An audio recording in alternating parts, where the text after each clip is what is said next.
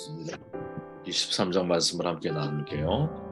1절 말씀을 읽고 나누기 시작합니다. 나의 눈이 이것을 다 보았고 나의 귀가 이것을 듣고 깨달았느니라. 너희 아는 것을 나도 아노니 너희만 못하지 않으니라. 참으로 나는 전능자에게 말씀하려 하며 하나님과 변론하려 하노라. 아멘. 가능한 하나님과 변론하십시오라는 제목으로 말씀 나눌게요. 여기 13장은 소발의 변론에 대한 욥의 대답이 이어지고 있죠. 그죠? 욥의 답변이 우리에게 전하는 교훈이 뭘까? 아주 간단한 질문이지만 질문을 가지고 말씀을 함께 나눠봅니다. 지금 읽었던 말씀을 표준 세번역으로 다시 한번 읽어보면 너희가 아는 것만큼 나도 알고 있으니 내가 너희보다 못할 것이 없다. 그러나 나는 전능하신 분께 말씀드리고 싶고 하나님께 내 마음을 털어놓고 싶다. 이렇게 말하죠. 욥은 친구들이 아는 것을 충분히 알고 있어요. 지금 욥의 고백은 교만함이 아니거든요. 나도 너 정도는 알고 있다. 내가 지난 살아온 동안 하나님에 대해서 너희들 막 모르는 거 아니야. 이거는 자기의 지적인 교만함을 드러내기 위함이 아니라 사실 그대로를 고백하고 있는 내용이거든요.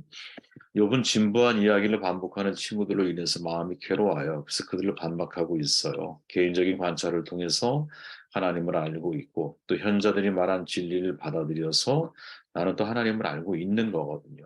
이미 조상들의 전승을 듣고 이해하고 있었어요. 욥의 친구들이 현재와 과거 세대 현자들이 지혜를 피력한 반면에 욥은 자신의 관찰 또 현자들의 뒤에 대한 자기의 평가 위에서 자신의 입장을 지금 말하고 있는 거거든요. 2절에서 욥은 자신의 지혜가 친구들의 지혜보다 못할 것이 없다라고 고백을 해요. 친구들의 지식은 전통적인 것이나 원칙론에 입각해 있었지만 욥은 자기가 직접 부딪히는 실제적인 문제들을 가지고 씨름을 하고 있거든요. 단순한 원칙이나 논리의 이면에 있는 하나님의 깊고 오묘한 뜻을 생각하고 있는 것이죠. 더 깊은 문제로 고민하고 있다는 거예요. 여러분, 사람들이 나의 인생에 대해서 함부로 말하지 못하게 만들 필요가 있어요. 내가 지금 당한 고난과 질문에 대해서 그거는 여러분 자기 신을 신어봐야 되잖아요. 그죠? 남의 신을 신어봐야 내가 남을 정말 이해할 수 있는 것이지. 즉 내가 예를 들어 그 고통을 정말 직면해봐야 그 상황 속에서 어떻게 반응할 것이고 그 상황 속에서 어떻게 하나님의 뜻을 이해하는지가 결정이 되는 것이지. 내 문제가 되지 않는 한 그건 영원히 여러분 내가 그 깊이와 그 하나님의 섭리를 우리가 이해한다라는 게 쉬운 일이 아니거든요. 사절에 보면 너희는 무식을 거짓말로 때우는 사람들이다. 너희는 모두가 돌팔의 의사나 다름없다. 표준 세번역이에요. 너희는 나의 변론을 들으면 내 입술의 변명을 들어봐라. 너희가 하나님을 위하여 불의를 말하려느냐? 그를 위하여 속임을 말하려느냐? 너희가 하나님의 낯을 따르려느냐? 그를 위하여 변론하려느냐? 하나님이 너희를 감찰하시면 좋겠느냐? 너희가 사람을 속임같이 그를 속이려느냐? 지금 욥의 입장에서 친구들은 그의 말이 다 옳은 것 같지만 실은 욥의 입장에서는 그 말이 사실은 거짓말장이고 쓸모없는 의원들이라는 거죠. 돌팔이 의사가 같다라고 이야기를 해요. 돌팔이 의사의 뜻이 뭡니까?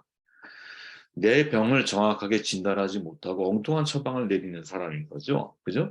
이게 돌팔이 의사잖아요. 지금 욥은 자기가 직면해 있는 문제들을 친구들이 전혀 정확하게 그것이 무엇인지 알 수도 없을 뿐 아니라 알지 못하기 때문에 진단을 제대로, 처방을 제대로 내리지 못하고 있다는 거죠.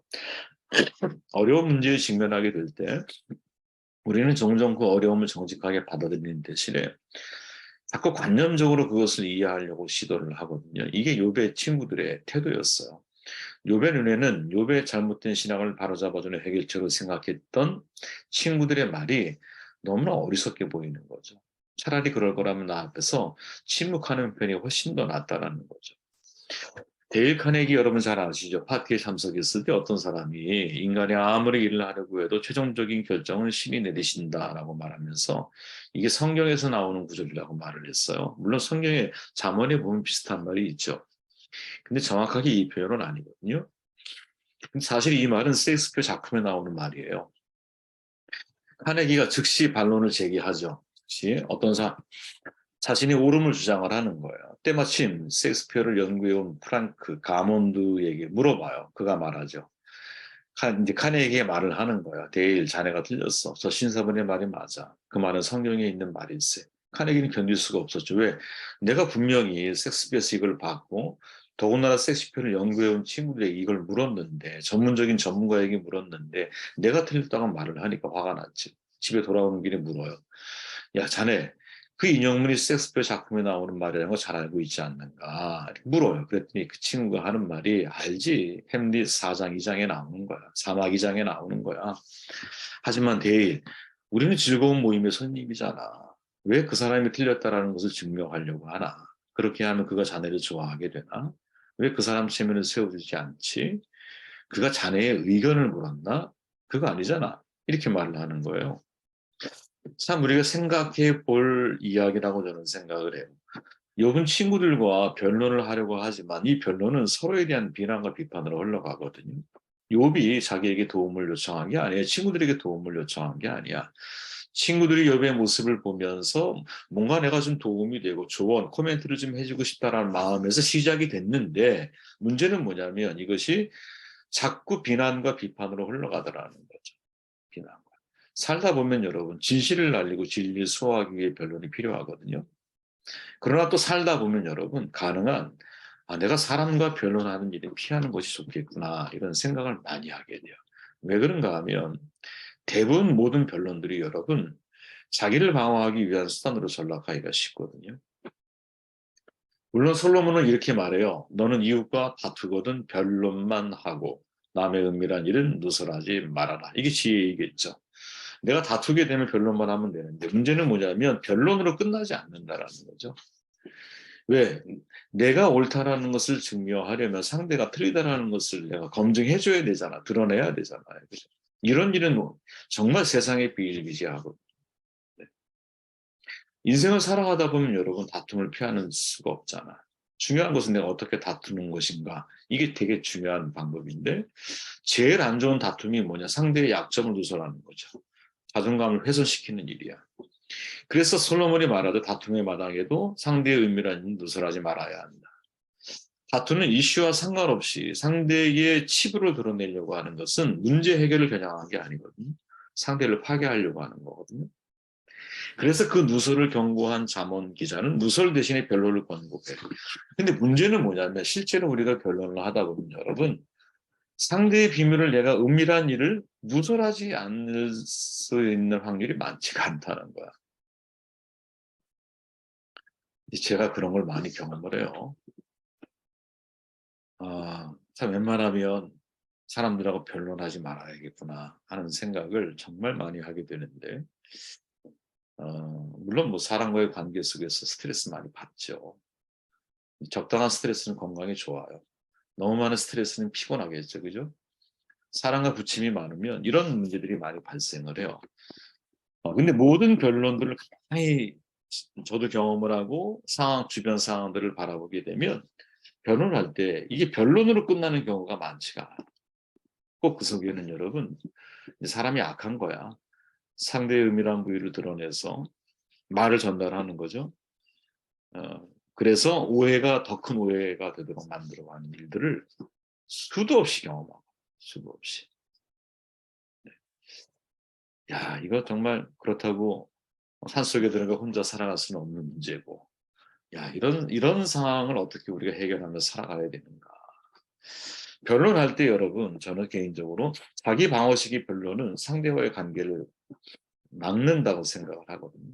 자기 방어식이 변론이 뭐냐면, 내가 어떤 이야기를 할 때 이 이야기에 대해서 자꾸 방어적인 태도를 취하는 거죠. 있는 그대로 받아들이면 좋은데, 혹은 정직하게 그것을 인정을 하고 고백하면 좋은데, 상대가 나에게 예를 들어 어떤 치부를 드러내거나 어떤 반대 의견을 제시했을 때 이 의견을 받아들이기 싫어서 상대의 치부를 내가 또 공격하거나 잘못됐다라는 걸 주장하기 위해서 또 상대의 어떤 허물들을 자꾸 집어내는 일들을 반복하거든요. 이런 방어식이 변론 속에는 여러분 답이 없어요. 계속 벽쌓기를 시작을 하는 거거든요.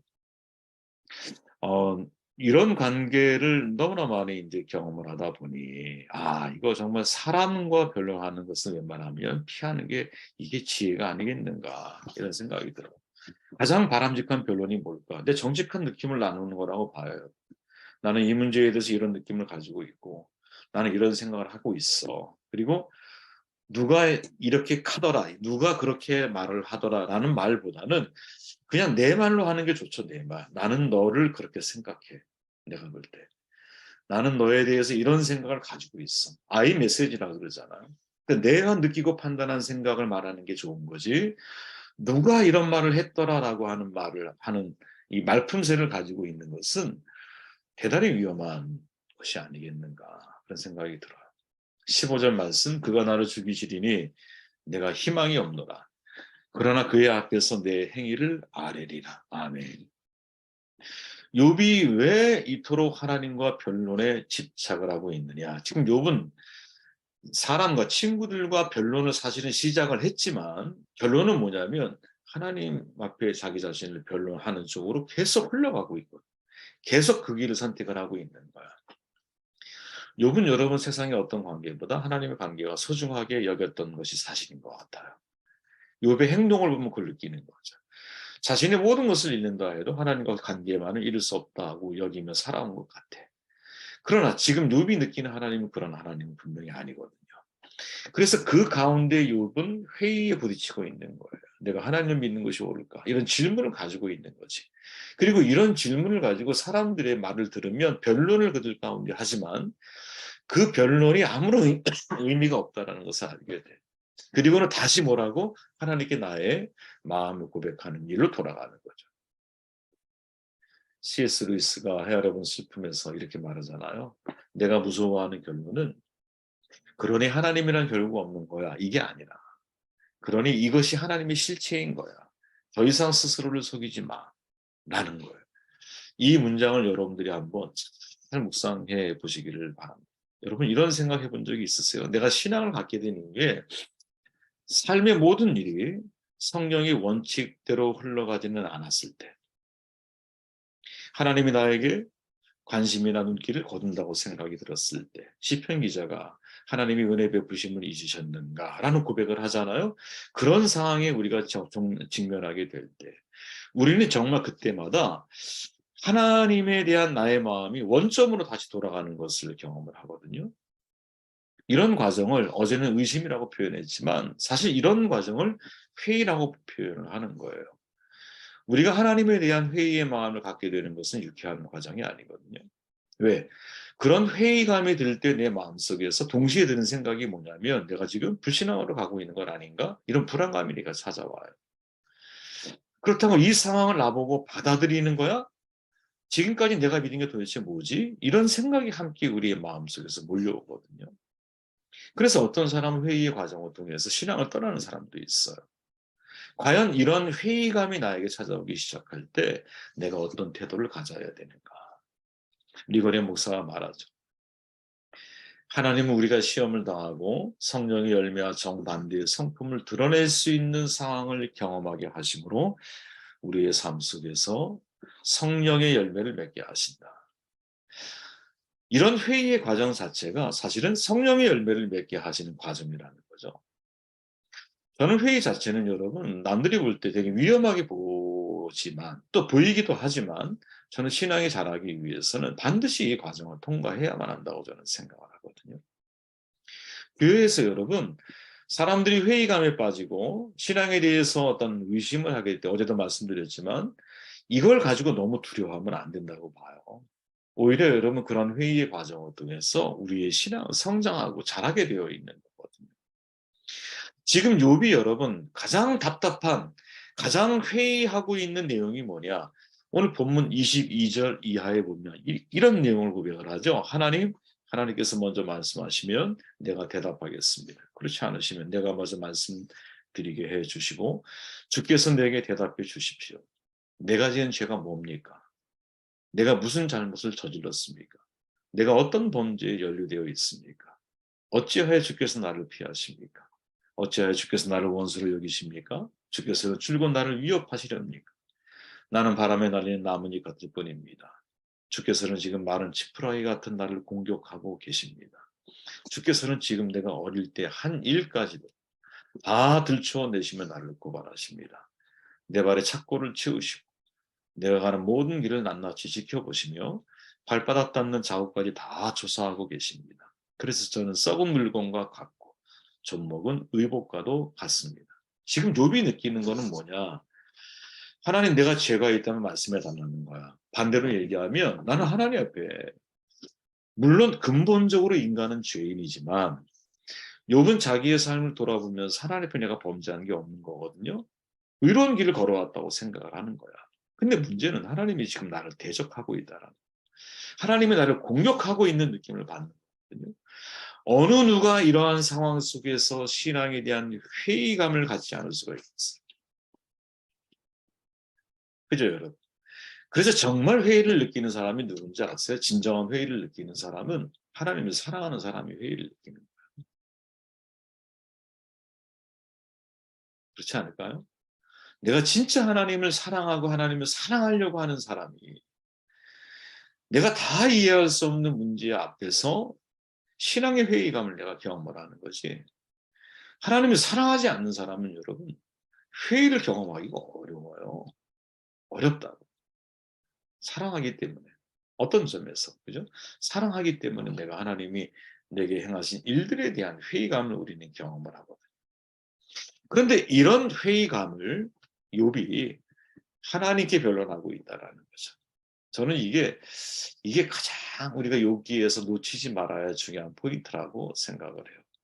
어제 말씀드린 대로 사람을 살아가다 보면, 특히 믿음의 삶을 살아가다 보면 의심하지 않을 수 있는 상황들이 너무나 많아요.